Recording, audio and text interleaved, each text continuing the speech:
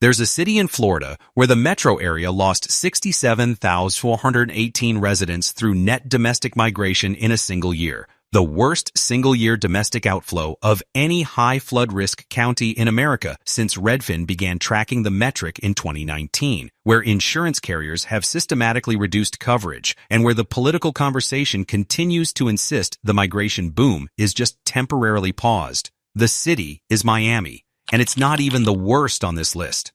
Across America, the urban migration story of 2024 to 2025 has been quieter and more granular than the state-level headlines suggest. At the state level, the pattern is familiar. At the city level, something different is happening. Major American cities are losing residents not just to other states, but to their own suburbs, their own exurbs, their own farther-flung peripheries. According to the U.S. Census Bureau's Vintage 2025 estimates released March 2026, the 50 counties with populations over 1 million collectively lost 637,634 residents through net domestic migration in the year ending July 2025. According to Brookings analysis, all 56 of America's major metro areas saw immigration declines, and all but one experienced slower population growth. A shift from growth to decline, or worsening population decline compared to the previous year. According to PIIE economist Jason Furman, urban outmigration is being driven by affordability rather than crime, with people leaving expensive urban counties for more affordable suburban areas and smaller communities. And underneath those numbers, urban residents are running calculations that have been quietly tipping for 5 years. Rent versus salary, insurance versus equity, commute versus the actual return on staying. And in 10 American cities, the math has been documented in Census Vintage 2025 data, in moving company reports, in real estate platform analytics, and in the daily decisions of urban residents who quietly chose somewhere else. In this countdown, we're exposing 10 American cities no one is staying in anymore in 2026. Not the cliché version where people are leaving cities for the suburbs. The real one. The version where city-specific structural conditions, climate-driven insurance disruption, federal workforce changes, and housing cost compression have all converged to make these cities actively pushing residents out. One city on this list lost 99,979 domestic residents in 12 months, while gaining only 109,278 international migrants, a net population decline that hadn't happened in modern memory. Another saw its high flood risk migration data flip from net positive to net negative for the first time since the metric began. A third had its federal workforce-dependent economy disrupted by a single year of federal hiring policy changes. Think about it. You probably know someone who left a major American city in the past 3 years. You probably know someone considering it. You probably trusted that the migration story was simple: blue cities losing, red cities winning. The story is more granular than that. It's about specific cities, specific costs, specific pressures, and specific math. Subscribe before your city's housing market explains it for you. Like the video if you've ever watched the moving truck pull up at a neighbor's house and quietly wondered if you should be doing the same. Now you'll know. Let's break it down. Number 10. Seattle, Washington. The Pacific Northwest tech capital, where the Amazon premium got priced into rents, the cost of living climbed faster than wages, and the residents have been leaving for Boise, Spokane, and Phoenix for 5 years. There's a city where the Seattle Metro lost approximately 20,000 residents through net domestic migration in 2024, where median home prices have climbed past $850,000, where the tech hiring slowdown of 2024 to 2025 hit a workforce already stretched, and where the Pacific Northwest outmigration trend has been documented in every major census release. Welcome to Seattle. Seattle is the city that anchored the Pacific Northwest tech migration story for 20 years. Amazon headquarters, Microsoft Redmond proximity, Boeing legacy, Starbucks, Nordstrom, Costco. A skyline built around tech wealth, and underneath that skyline, a metro that's been quietly losing residents to less expensive Pacific Northwest alternatives. The numbers. Seattle Metro lost approximately 20,000 residents through net domestic migration in 2024. Seattle median home price climbed past $850,000 in 2025. Seattle tech sector hiring slowed substantially in 2024 and 2025, with major layoffs across Amazon, Microsoft, and other regional employers. Seattle has lost residents primarily to Boise, Spokane, Phoenix, and Austin, according to recent moving company data. Washington State's 9.9% capital gains tax, implemented in 2022, has put pressure on tech sector wealth holders considering relocation. Reddit quote, "Seattle is the city where the salary stayed the same and everything else doubled. Living in Seattle is like dating someone who was once spectacular, has gotten progressively more expensive, and keeps insisting the rough patch is just temporary." Picture this. You're a software engineer at a major Seattle tech company in 2026. Your salary is $185,000. Your rent for a two-bed room is $100. Your commute is 50 minutes via traffic, 35 via transit when transit is reliable. Your peers have started moving to Boise, where housing is roughly half. Your spouse keeps mentioning Austin, where the income tax savings would offset the move. You're not leaving yet, but you're tracking the numbers. Where it gets uncomfortable, Seattle's structural problem is that the tech wealth premium that justified the cost of living has thinned. The hiring market has cooled. The relative wage advantage over other tech corridors has narrowed. The cost of living has not adjusted downward. Sharp contrast. Seattle and Austin are both major American tech corridors. Austin has continued to attract tech migration despite its own affordability challenges. Seattle has been losing residents at sustained rates. Same industry concentration, very different post-2022 trajectories. Seattle isn't failing because Seattle isn't a remarkable city. It's failing for many recent residents because the cost of living premium that the tech wealth justified has lost its proportionality, and the residents who can move are quietly choosing the less expensive alternatives. Number 9. Denver, Colorado. The mile-high city where the Mountain West dream got expensive, where the cost of housing crossed the wage line, and where 2024's net domestic outflow has been masked by 2025's modest recovery in a way that hides the underlying story. There's a city where median home prices climbed to over $620,000, where the cost of housing has separated from the local wage structure, where the city flipped from net domestic outflow in 2024 to modest gain in 2025, thanks to U-Haul's recent index recalibration, and where the underlying affordability pressure remains unresolved. Welcome to Denver. Denver is the city that anchored Mountain West migration for over a decade. The mile-high lifestyle, outdoor proximity, reasonable cost of living relative to coastal alternatives, a statewide brand of growth and quality of life. And underneath that, an affordability story that has been compressing for 5 years and is now showing up in the household-level migration math. The numbers. Denver median home price climbed to over $620,000 in 2025. Denver County had net domestic outflow before stabilizing slightly in 2025. Colorado's wildfire risk has driven insurance market disruption, with multiple carriers reducing coverage in mountain and forest-adjacent counties surrounding Denver. Denver's property tax assessment increases have hit homeowners across the Front Range. Denver has lost residents to Boise, Phoenix, Salt Lake City, and Austin in recent years. Living in Denver in 2026 is a trade-off most residents accept rather than ideal. The mountains remain. The lifestyle remains. The cost of staying has just climbed faster than wages have, and the residents who can move are increasingly considering the alternatives. Picture this. You're a 38-year-old marketing professional in Denver in 2026. You bought your home in 2019 for $470,000. Your home value is now $635,000. Your property tax has climbed alongside. Your homeowner's insurance has increased 35%. Your wildfire risk premium got added in 2024. Your salary has climbed maybe 12% in that period. Your friends who moved to Boise are talking about Texas. Your other friends who stayed are renting and watching the math get harder. You're not leaving yet. You're not happy with the trajectory either. Where it gets uncomfortable, Denver's structural problem is more about the trade-offs of staying than about the impossibility of staying.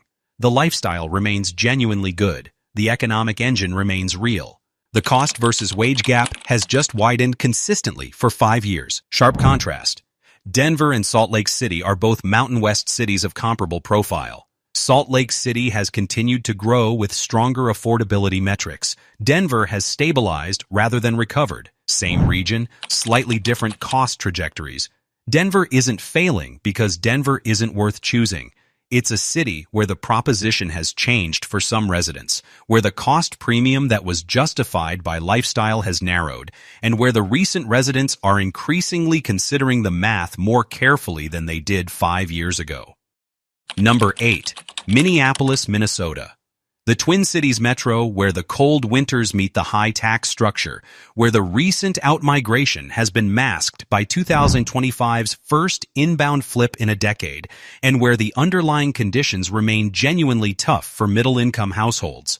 There's a metro that flipped from net domestic outflow to net inflow in 2025, according to Redfin's analysis, where the underlying tax structure includes one of the highest top income tax rates in the nation, where the median home price has climbed roughly 35% since 2020, and where the long-term migration story is more complicated than the 2025 flip suggests.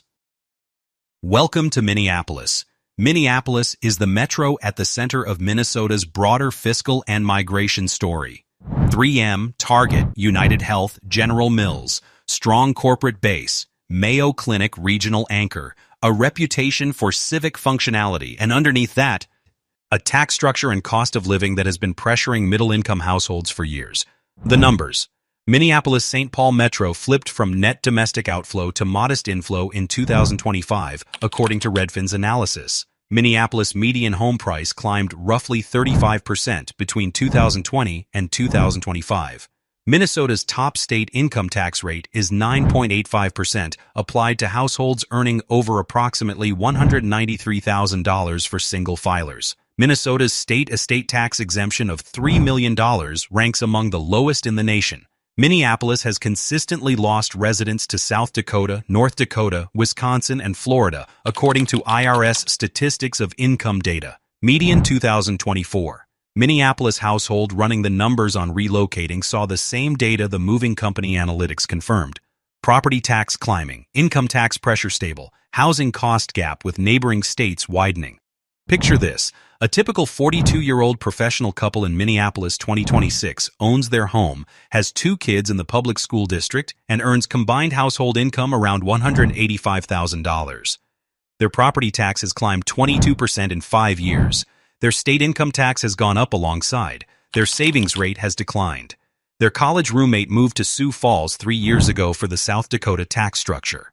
Their parents retired to Florida 5 years ago. Their sister moved to Tennessee in 2024. The household is not packing yet. The household is no longer confident the math works for the next 10 years. Where it gets uncomfortable, Minneapolis's structural problem is the cumulative weight of state-level tax structure, regional cost of living pressures, and the demographic competition from neighboring states that have repositioned themselves. The 2025 net inflow flip is real but narrow. The underlying pressures remain. Sharp contrast. Minneapolis and Indianapolis are both upper Midwest metros. Indianapolis has been growing more steadily with significantly lower tax burden. Minneapolis has stabilized but not yet captured the growth dynamics that Indianapolis has. Same region, slightly different fiscal trajectories.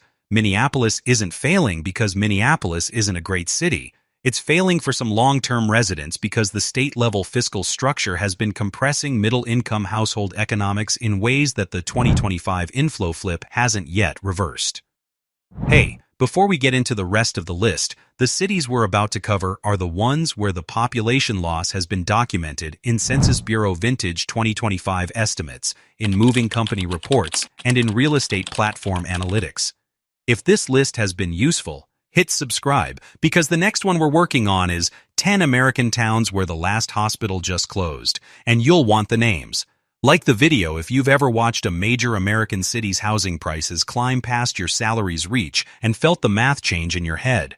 Drop a comment if you left one of these 10 cities or are considering it. Real conversations happen in the comments, and I read them. Now let's keep going. Number 7. Tampa, St. Petersburg, Florida. The Gulf Coast Metro, where Hurricane Helene and Hurricane Milton arrived 14 days apart in fall 2024. Where Pinellas County alone lost 12,000 residents in 12 months, where home insurance premiums have climbed 72% statewide, and where the migration boom that built the Tampa Bay region is reversing in real time.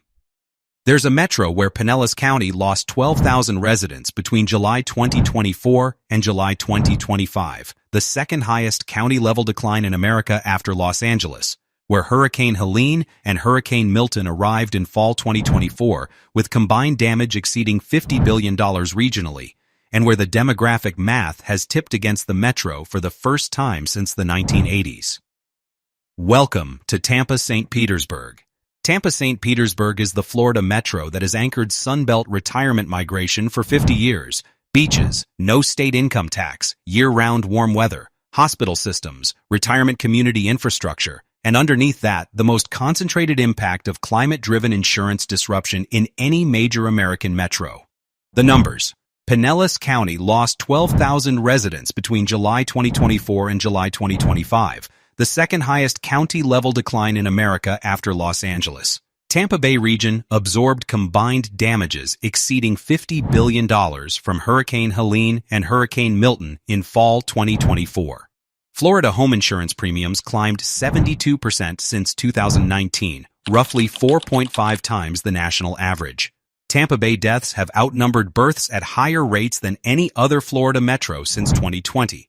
Tampa area home prices stagnated or declined in 2025 due to insurance-driven affordability pressure.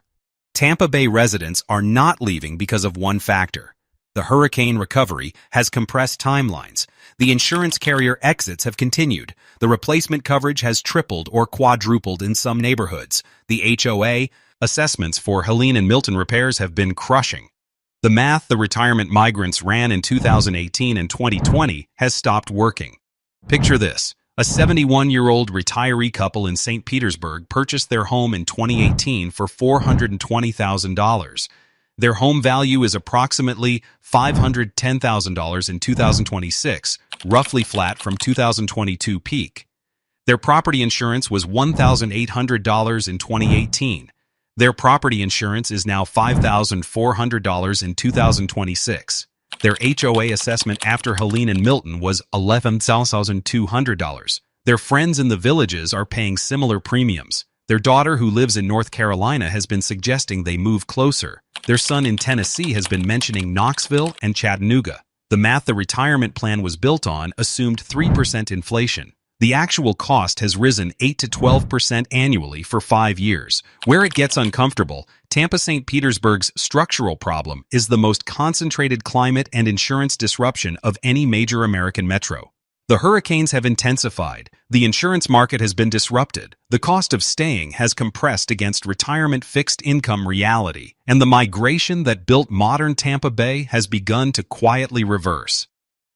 Sharp contrast. Tampa, St. Petersburg, and Asheville, North Carolina are both retirement destinations. Asheville absorbed Helene damage in September 2024 inland, but has continued to attract retirement migration despite the storm. Tampa Bay has lost retirement migration after Helene and Milton. Same hurricane season, very different migration outcomes. Tampa, St. Petersburg isn't failing because the Gulf Coast isn't beautiful. It's failing for many recent retirees because the structural cost of climate, insurance, and recovery have separated from the retirement fixed income reality the metro was built around. Number 6. San Diego, California. The Pacific Coast city where the median home price hit $950,000, where San Diego County made the Census Vintage 2025 list of top 10 numeric declines, and where the Pacific Northwest tech corridor pressure is reaching the Southern California coast. There's a city where San Diego County lost residents at one of the highest county-level rates of any West Coast metro in 2025, where median home prices have climbed past $950,000, where the cost of living index sits 60% above the national average, and where the naval base economy and biotech anchors haven't been enough to offset the affordability pressure. Welcome to San Diego. San Diego is the city that combined Pacific lifestyle, military economic anchor, biotech sector, and surfing culture into one of America's most recognized urban brands. San Diego, Pacific Paradise, naval base anchor, major biotech in La Jolla, and underneath that, an affordability crisis that has separated the city's median wage from its median home price by a wider gap than at any time in the city's modern history. The numbers. San Diego County made the Census Vintage 2025 list of top 10 counties by numeric population decline in 2024-2025. San Diego median home price climbed past $950,000 in 2025. San Diego cost of living index sits approximately 60% above the national average. San Diego median household income, around $98,000, has not kept pace with home prices. California's top state income tax rate of 13.3% applies to high-income San Diego earners. Reddit quote, "San Diego is paradise that you can no longer afford to live in even if you grew up there. Living in San Diego is like dating someone unbelievably attractive whose price tag is now permanently out of reach for the workforce that powers the local economy." Picture this. You're a 36-year-old biotech researcher in San Diego in 2026. Your salary is $145,000. Your rent for a two-bedroom is $3,800. Your home ownership math, even with significant savings, doesn't work for anything within 30 miles of your job. Your friends who grew up in San Diego have already moved to Phoenix, Boise, Reno, or Texas. Your colleague who relocated to Austin in 2022 just bought a three-bedroom for what your San Diego apartment costs in rent. You're starting to research it seriously. Where it gets uncomfortable, San Diego's structural problem is that the cost of living has separated from local wages in a way that's been compressing for over a decade. The biotech sector remains strong. The military base economy provides stability. The lifestyle remains genuinely appealing. The math, for households at every income level below the top 10%, has been getting harder consistently. Sharp contrast. San Diego and Austin are both significant tech and research-oriented metros. Austin has been gaining residents through migration despite its own affordability challenges. San Diego has been losing residents at sustained rates. Same general urban appeal, very different cost of living trajectories. San Diego isn't failing because San Diego isn't beautiful. It's failing because the cost structure has separated from the wage structure of the city's own workforce, and the residents who can move have been quietly choosing the alternatives. Number 5. Washington, D.C. The federal capital where the workforce reduction policy hit harder than any other city in America, where D.C. ranked second in the nation in 2025 net domestic migration loss percentage at 4.9%, and where the federal economic anchor has been disrupted in a single year. There's a city where the federal civilian workforce reduction policy hit D.C. harder than any other American city, where D.C.'s net domestic migration was negative 4.9% in 2025 according to First Trust analysis of census data, where the federal employment-dependent economy is absorbing structural changes, and where the long-term D.C. narrative is being rewritten in real time. Welcome to Washington, D.C. Washington, D.C. is the city whose entire economic identity is anchored to the federal government, federal civilian agencies, federal contracting ecosystem, lobbying and trade associations, federal adjacent legal services, universities serving federal workforce, and underneath that, a 2025 federal workforce reduction policy that affected D.C.'s economic foundation more directly than any other American city.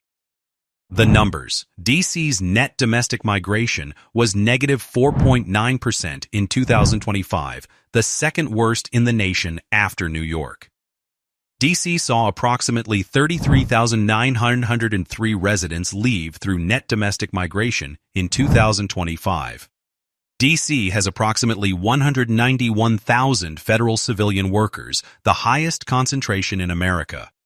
Federal contracting employment in the D.C. metro has been reduced by approximately 12 to 15% in 2025, according to industry trade reports. D.C. home prices have stagnated or declined in many neighborhoods in 2025. Reddit, quote, D.C. is the city whose entire economic foundation depended on federal stability, and federal stability is no longer a stable anchor. Living in D.C. is like dating someone whose career and life are entirely dependent on a single employer who just announced reorganization. Picture this. You're a 42-year-old federal contractor in D.C. in 2026. Your contract has been reduced. Your colleagues have been reduced. Your spouse works at a federal agency that has been reorganized. Your home in Northwest D.C. is paid down significantly, but the home value has declined 8% in 12 months. Your kid's school district remains good, but the parents in the district are increasingly looking at Maryland, Northern Virginia exurbs, or out of region entirely. You're starting to research Pittsburgh, Charlotte, or Atlanta. You're not the first. Where at J. It's uncomfortable. DC's structural problem is the unique vulnerability of a city whose entire economic foundation is federal employment. The federal workforce reduction has been real. The federal contracting reduction has been real. The political conversation has rewarded almost everything except acknowledging what the workforce changes mean for the city's economic foundation. Sharp contrast. Washington, D.C. and Boston are both highly educated, federal, research-anchored metros. Boston has continued to absorb migration through international migration and biotech. D.C. has been losing residents at sustained rates following the federal workforce changes. Same urban profile, very different post-2024 trajectories. D.C. isn't failing because D.C. isn't a great city. It's failing because the federal employment foundation that the city was built around has been disrupted in ways the city's economic model wasn't designed to absorb in a single year. Number 4. Boston, Massachusetts. The hub of the universe, where the housing affordability crisis has reached a level unseen in modern Boston history, where the median home price climbed past $850,000, and where the workforce that powers the city's biotech and academic engines is increasingly priced out. There's a metro where the median home price has climbed past $850,000, where Massachusetts's millionaire's tax has begun showing up in IRS migration data, and where the biotech and academic workforce that anchors Boston's economy is increasingly relocating to Texas, North Carolina, and New Hampshire. Welcome to Boston. Boston is the metro with one of America's strongest economic engines and one of America's worst housing affordability crises. Boston Tech, Cambridge Biotech, Harvard, MIT, dozens of major universities, Mass General, Brigham, healthcare anchor, financial services downtown, and underneath that, a housing market that's priced out. Exactly the workforce the city's economic engine needs. The numbers. Boston Metro median home price climbed past $850,000 in 2025. Massachusetts approved a 4% millionaire's tax surcharge on income over $1 million in 2022, with collection beginning 2023. Boston has been losing residents to New Hampshire, Florida, North Carolina, and Texas at sustained rates. Massachusetts' net domestic migration was negative 2.5% in 2025, the 8th worst in the nation. Boston biotech sector hiring has slowed in 2024 and 2025 as Texas and North Carolina compete for talent. The 38-year-old biotech researcher in Cambridge in 2026 is the median household running the calculation. Salary $150,000. Trying to buy first home. Median condo $750,000. Mortgage plus taxes plus insurance plus condo fees come to $5,200 a month. Take-home pay $7,800 a month. The math doesn't leave room for retirement savings or college fund or anything beyond the basic monthly outflow. The decision to leave is not dramatic, it's structural. Picture this is observed at the metro level. The median Boston area workforce member earning $90,000 to $150,000 cannot afford a starter home within commute distance. The university workforce, the hospital workforce, the biotech research workforce, all running the same calculation. The university and hospital systems have started flagging recruitment challenges to their boards. The biotech sector has continued growing in Texas and North Carolina at higher rates than in Boston, and the Boston households that can leave have been doing so consistently. Where it gets uncomfortable, Boston's structural problem is the housing supply. Massachusetts has built far less housing per capita than the population growth required. The zoning structure makes new construction extraordinarily difficult. The result is a housing market that prices out the very workforce the state's economic engine attracts. Sharp contrast. Boston and Raleigh-Durham are both research and academic metros. Raleigh-Durham has been growing rapidly with significantly more affordable housing. Boston has been losing the talent it should be retaining. Same research economy profile, very different housing affordability outcomes. Boston isn't failing because Boston isn't a great city. It's failing because the housing supply has not kept pace with the demand that Boston's economic engine creates, and the workforce that engine attracts is increasingly leaving for cities that can house them. Number 3. Honolulu, Hawaii, the Pacific paradise where the median home price hit $800,000 statewide, where the cost of living sits 80% above the national average, where Hawaii's population declined in 2024 and 2025, and where even native Hawaiian families are quietly relocating to Las Vegas, Sacramento, and Seattle. There's a city where the median home price is approximately $1.1 million in Oahu, where Hawaii's cost of living index sits 80% above the national average, where the state's population declined 0.15% between 2024 and 2025, making it one of only 5 states with population loss, and where Honolulu specifically has been at the center of the demographic decline. Welcome to Honolulu. Honolulu is the capital city of the state with the highest cost of living in America. Tourism economy, naval and federal employment, native Hawaiian cultural anchor, limited economic diversification due to geographic isolation, and underneath that, a cost of living gap that has separated permanently from local wage growth. The numbers. Honolulu metro median home price climbed past $1.1 million in 2025. Hawaii's cost of living index sits approximately 80% above the national average, the highest in America. Hawaii's population declined 1.1% between 2024 and 2025, with Honolulu accounting for the majority of that decline. Hawaii has lost residents to Nevada, California, Washington, and Texas, with Las Vegas often referred to as the 9th Hawaiian island because of the concentration of relocated Hawaiians. Honolulu's groceries cost approximately 60% above mainland prices due to import dependencies. The Honolulu story is not a Reddit post. It's a 5-generation native Hawaiian family running the math. Their home on Oahu is worth approximately $890,000. Their salary is $74,000. Their grocery bill is $1,300 a month for a family of 4. Their kids' college options on the mainland require resources the household cost structure doesn't allow them to save. Their cousin moved to Las Vegas in 2018 and now owns a home twice the size of the Oahu condo. Their other cousin moved to Sacramento in 2021 and is sending kids to in-state UC system. Their sister stayed. Their sister is exhausted.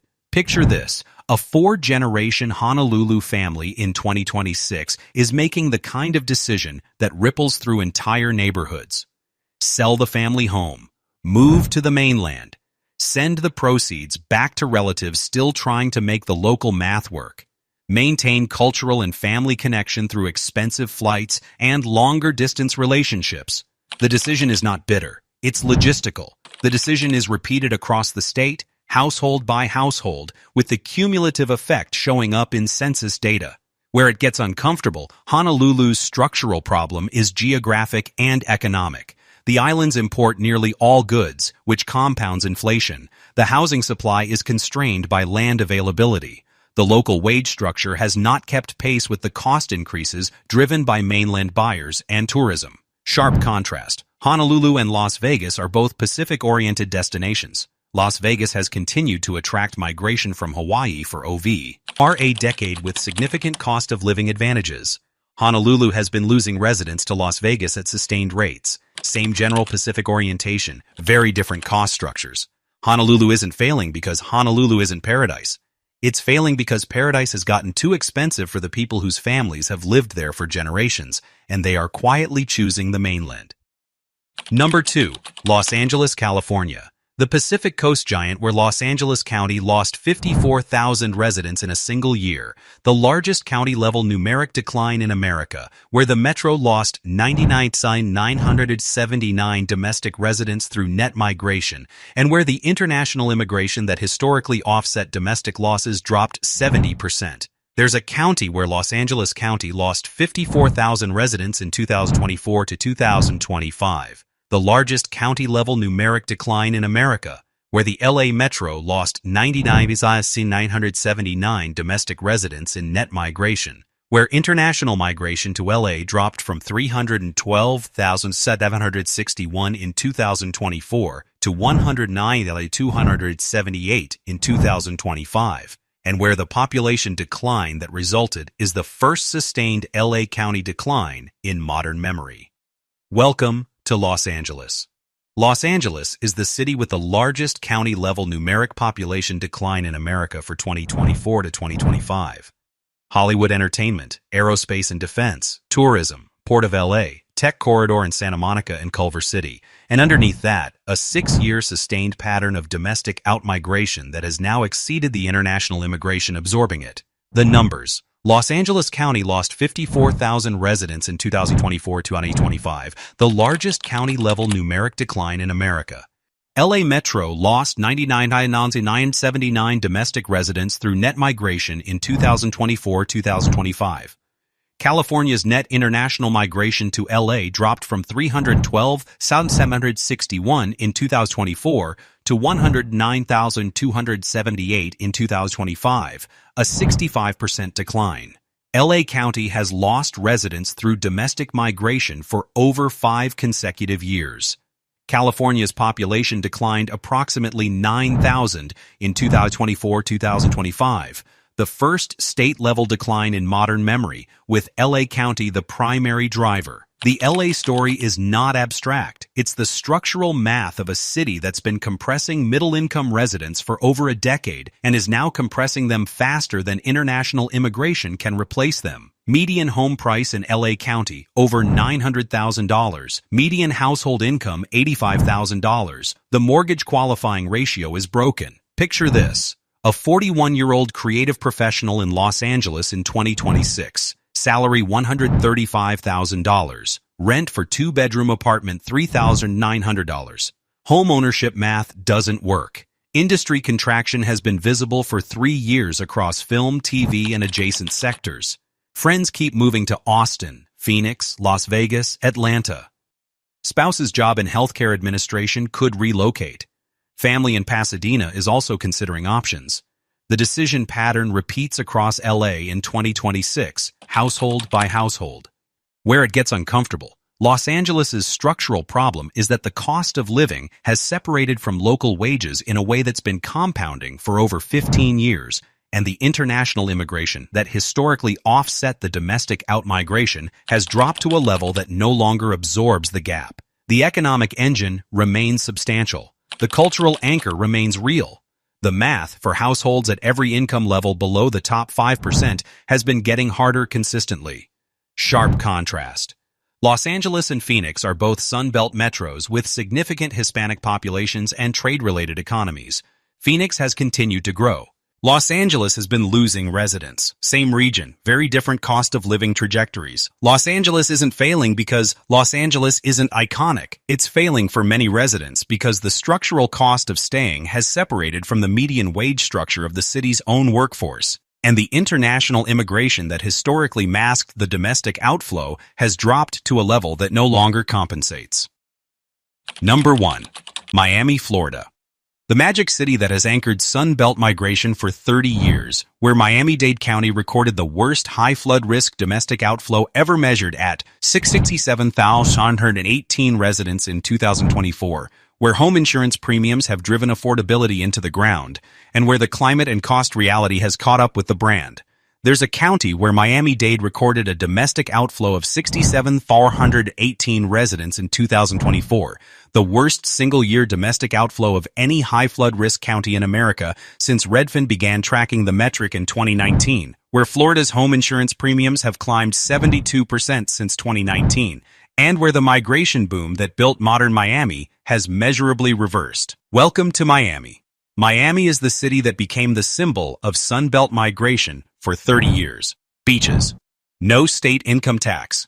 International business hub. Cuban-American cultural anchor. Year-round warm weather. Banking and finance corridor in Brickell. And underneath that, the most documented climate and insurance disruption of any major American metro. The numbers. Miami-Dade County recorded a domestic outflow of 67,418 residents in 2024. The worst single-year domestic outflow of any high-flood risk county in America. Florida home insurance premiums climbed 72% since 2019, roughly 4.5 times the national average. Serious. Miami home insurance carriers have systematically reduced coverage in coastal and flood zone areas. Miami Metro net domestic migration has dropped substantially from its 2022 peak. Miami median home price has stagnated in 2025 due to insurance-driven affordability constraints, with luxury markets separating from median market. Miami's structural reality has been visible for 5 years to anyone tracking the data. The hurricanes have intensified. The flood zone risk has been reassessed by every major insurance carrier. The HOA assessments after each storm have been crushing. The cost of living has compressed against retirement and middle-income reality, and the migration that built modern Miami has been quietly reversing for 3 years. Picture this: a 71-year-old retiree couple in Coral Gables in 2026. Bought home in 2018 for $580,000. Insurance premium $2,200 in 2018. Insurance premium $7,300 in 2026. Home value approximately $720,000, roughly flat from 2022 peak. HOA flood assessment after Hurricane Helene damage and Hurricane Milton damage combined, $14,800. Children moved to North Carolina and Tennessee in 2022 and 2023. Friends in Sarasota and Fort Lauderdale increasingly talking about Tennessee, Georgia, North Carolina. The retirement plan was built on assumptions that don't hold anymore. The decision to leave Miami isn't bitter, it's mathematical, and it's repeated across the metro thousands of times in 2024 and 2025. Where it gets uncomfortable, Miami's structural problem is the cumulative weight of climate, insurance, and demographic pressure on a city whose entire migration model was built on year-round affordability and warm weather appeal. The hurricanes have intensified. The insurance market has been disrupted. The cost of living has compressed against the retirement fixed income reality the city was built around, and the migration that built modern Miami has been quietly reversing for the first time in 50 years. Sharp contrast. Miami and Charlotte are both southeast destinations for retirement and family relocation. Charlotte has continued to absorb migration without the climate and insurance pressure. Miami has been losing residents to Charlotte at sustained and increasing rates. Same regional appeal. Very different climate insurance profiles. Miami isn't failing because Miami isn't iconic. It's failing because the structural pressures of climate, insurance, and infrastructure have caught up with the migration model that drove 50 years of growth, and the residents who can leave are quietly running the numbers. So there it is, 10 American cities. No one is staying in anymore in 2026, on the public record, in Census Bureau Vintage 2025 estimates, in Redfin high flood risk migration data, in moving company reports, in real estate platform analytics, cities where the cost of living has separated from local wages, cities where climate-driven insurance disruption has changed the math, cities where the Federal Employment Foundation has been disrupted, cities where the housing supply has not kept pace with the workforce demand, cities where international immigration that historically masked domestic outflow has dropped to levels that no longer compensate. Cities where the political conversation continues to celebrate the urban brand without confronting the structural conditions. The American cities absorbing the migration in 2026, places like Charlotte, Nashville, Indianapolis, Columbus, Raleigh, and parts of the affordable Midwest, are not winning because they're trendy. They're winning because they have specific cost structures, climate profiles, infrastructure, and economic anchors that make staying easier than in the 10 cities on this list.